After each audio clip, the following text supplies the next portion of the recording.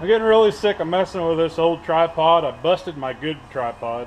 By the way, welcome back, guys. Episode 24. I know it's been 3 or 4 weeks since we've had an episode, but I have been working on the boat, and there's quite a bit of things to cover before we continue on.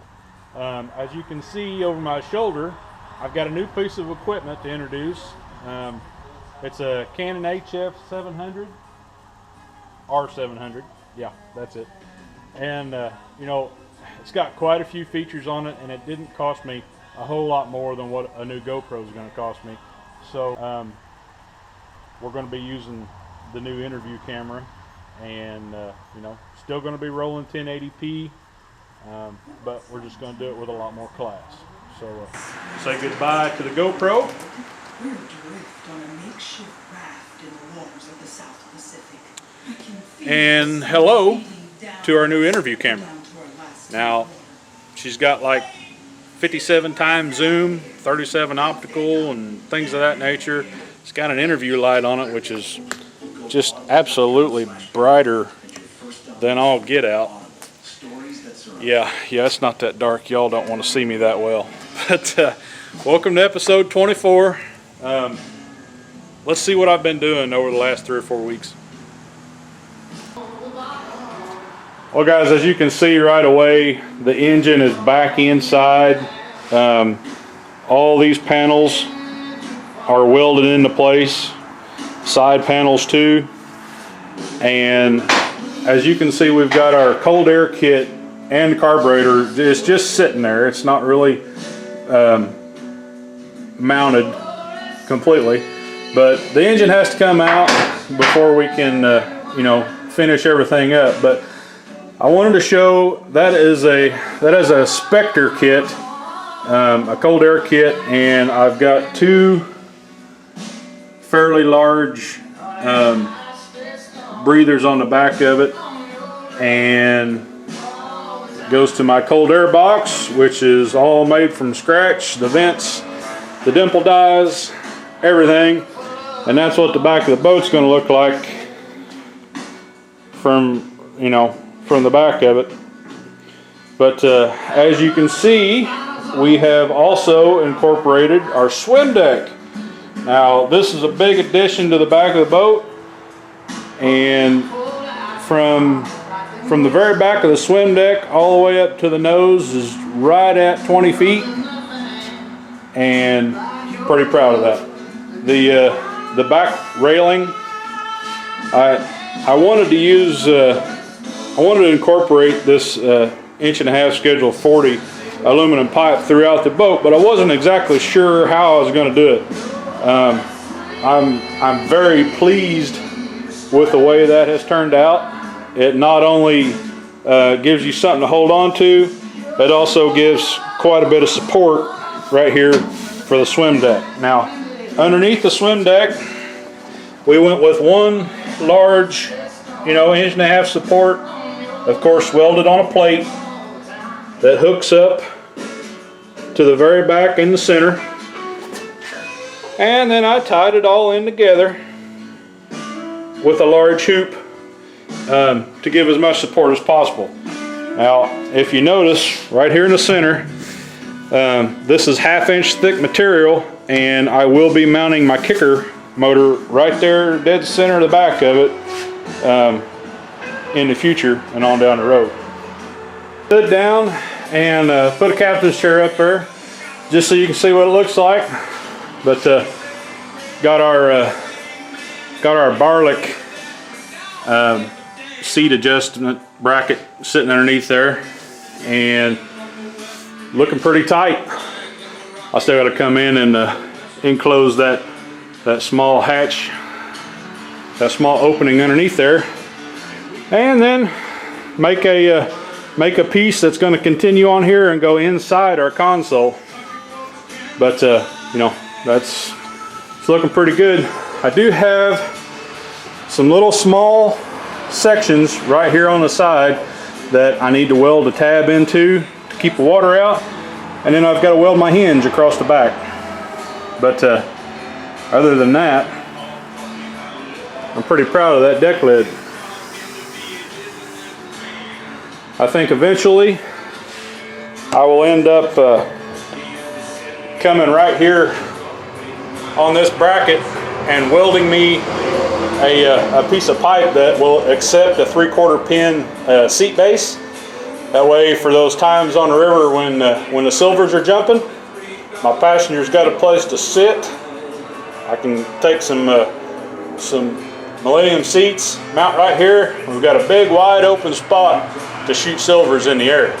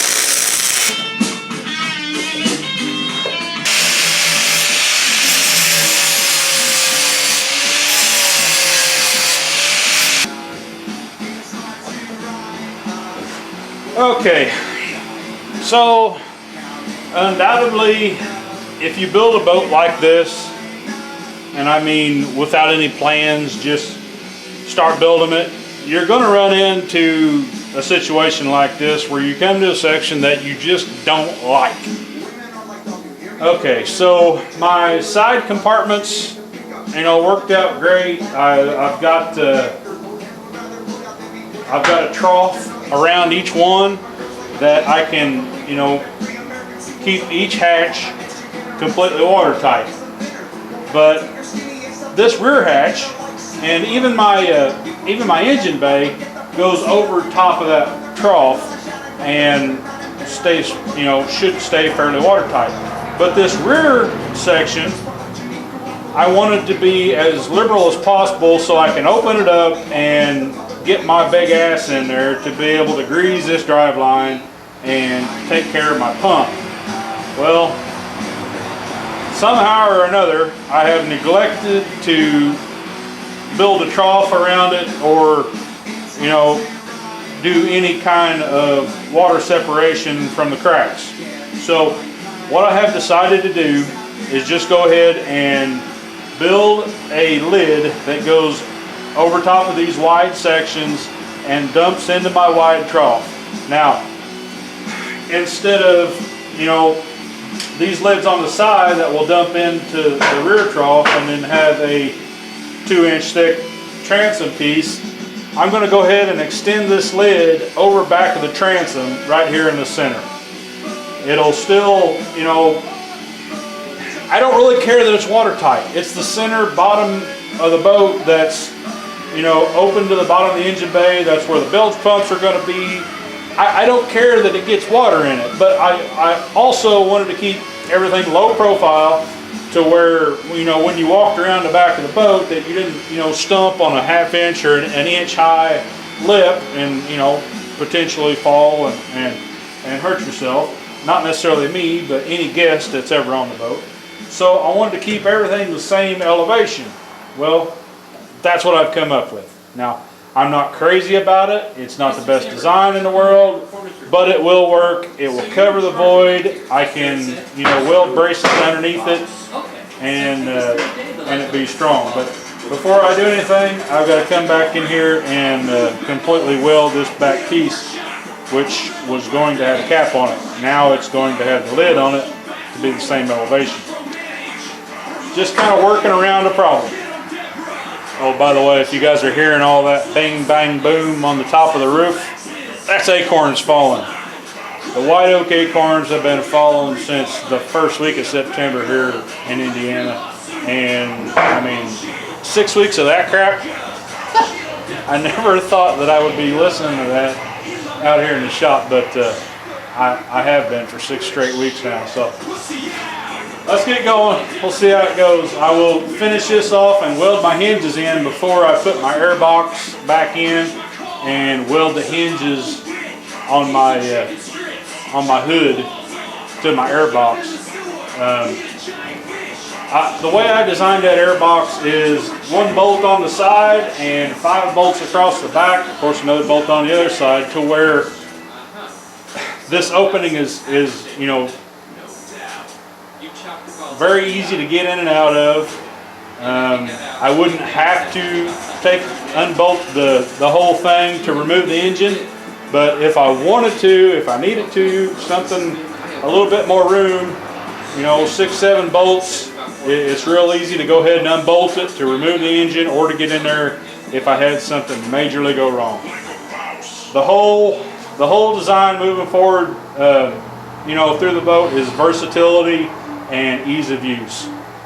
Always planning for the worst and hoping for the best. So let's get this lid made.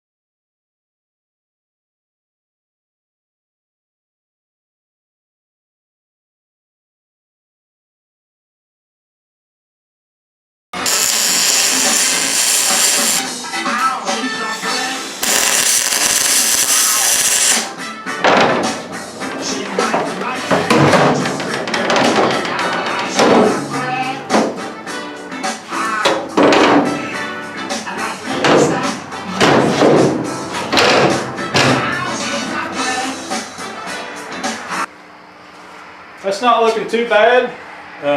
Overall, I can already see what it's going to turn into, and with a little bit of polishing and you know, putting in 1 more support, I think it'll be just fine.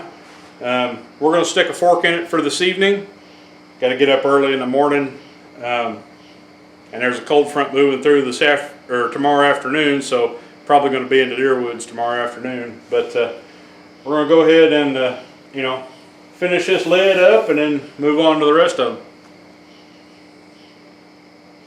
Well guys, we're going to leave the episode where it's at. You know, I think we've covered a lot in this episode, even though it's short and sweet. I wanted to reach out to all my bow fishing brothers and sisters and, you know, talk to you just a little bit about the Bow Fishing Association of America. Now, it's totally free to join, and if you bow fish, there's absolutely no reason for you not to be a member. By being a member of the Bow Fishing Association, you know, your name on that list of members says that I'm a bow fisherman, I want my rights protected, and the Bow Fishing Association speaks on my behalf.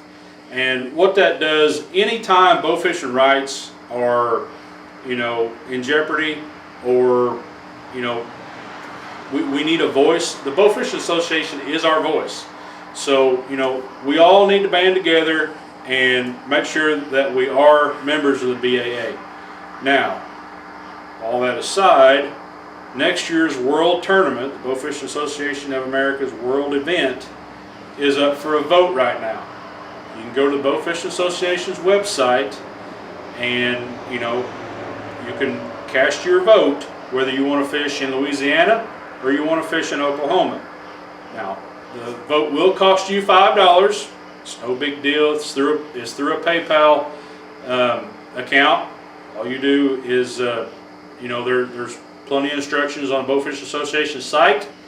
Go on in there and make sure your voice is heard. And no matter where the worlds are next year, this boat's going to be there. So come on, take my money. I'll give it to you. It's no big deal. But guys, be safe out there. Woods or water, you know what I'm saying. Tree stand harnesses, PFDs. We will see you next time. Be safe.